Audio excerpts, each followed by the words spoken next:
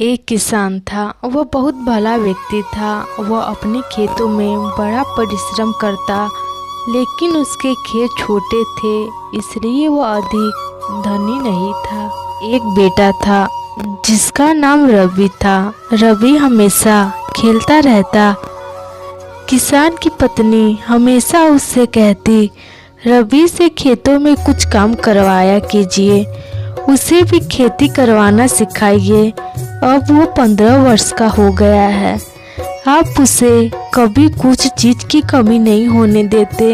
इस तरह तो वह आलसी और निकम्मा हो जाएगा। अब हम बूढ़े भी होने लगे हैं। किसान ने अपनी पत्नी से कहा, हमारा एक ही तो बेटा है, अभी उसकी उम्र ही क्या है, उसे खूब मौज मस्ती करने दो। समय आने पर वह सब कुछ सीख लेगा और हम दोनों को कोई भी कष्ट नहीं होने देगा। रवि धीरे धीरे जवान हो गया और अब भी वह खेती के काम में अपने पिता की सहायता नहीं करता। वह अब भी खेल कूद मौज मस्ती में लगा रहता। कुछ समय बाद किसान ने रवि का विवाह कर दिया। किसान अब बूढ़ा हो गया था, फिर भी खेती के सारे काम खुद ही करता। पूरे परिवार का खर्चा वही चला रहा था। अधिक काम करने की वजह से किसान बीमार हो गया। किसान की पत्नी ने रवि को खेतों में काम करने के लिए कहा। रवि अपनी माँ को कोसते हुए खेतों में काम करने जाता। कुछ समय बाद रवि की पत्नी ने एक सुंदर पुत्र को जन्म दिया। पुत्र की देखभाल उसके दादा दादी ही करते थे, क्योंकि रवि की पत्नी भी आलसी और कामचोर हो गई थी। इसलिए उसका बेटा ज्यादातर अपने दादा दादी के पास ही रहता। एक दिन अचानक किसान की पत्नी का देहांत हो गया। किसान पत्नी के देहांत के बाद एकदम बेसहारा हो गया। रवि को खेती सही से करने नहीं आती थी और वह कामचोर भी था।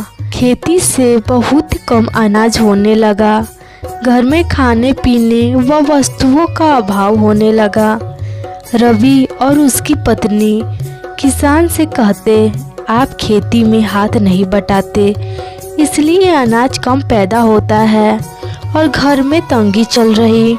लेकिन किसान का पोता हमेशा उसी के पास रहता और उसके पास ही खाता पीता और खेलता कूदता था। रवि और उसकी पत्नी को यह बात बहुत बुरी लगती।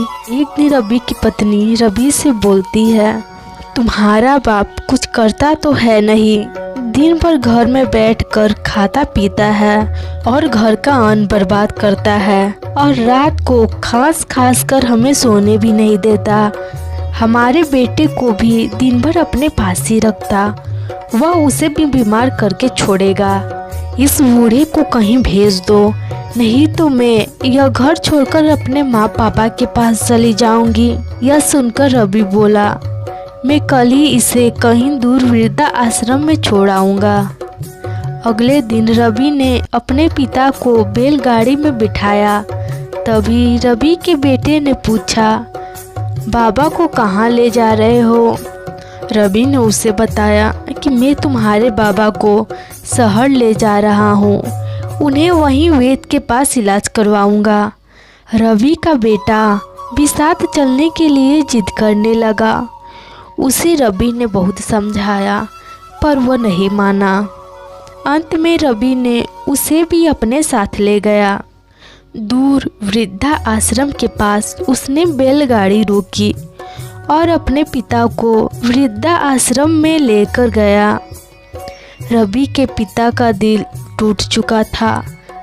अपने पुत्र द्वारा वृद्धा आश्रम पर छोड़े जाने से वह मन ही मन रो रहे थे। तभी रवि के पुत्र ने रवि से कहा, पिताजी, आप तो दादाजी को वैद्य के पास ले जा रहे थे और आप बाबा को वृद्धा आश्रम में क्यों लेकर आ गए?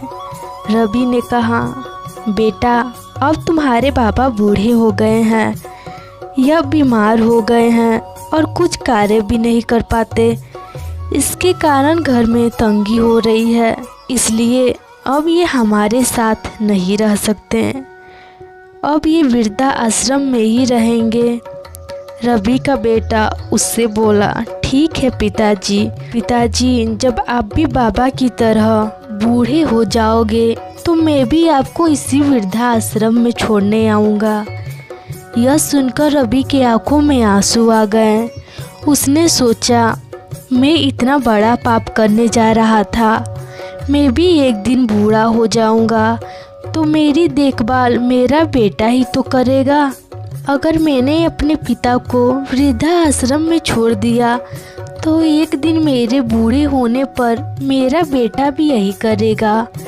मेरा भी बुढ़ापा अपने नाती पोतों के बिना कष्ट में बीतेगा। यह सुनकर रवि अपने पिता के गले लगकर जोर जोर से रोने लगता है और उनको वापस अपने साथ अपने घर ले जाता है और उनको सम्मान के साथ रखता है और उसका सारा परिवार खुशी खुशी रहता है।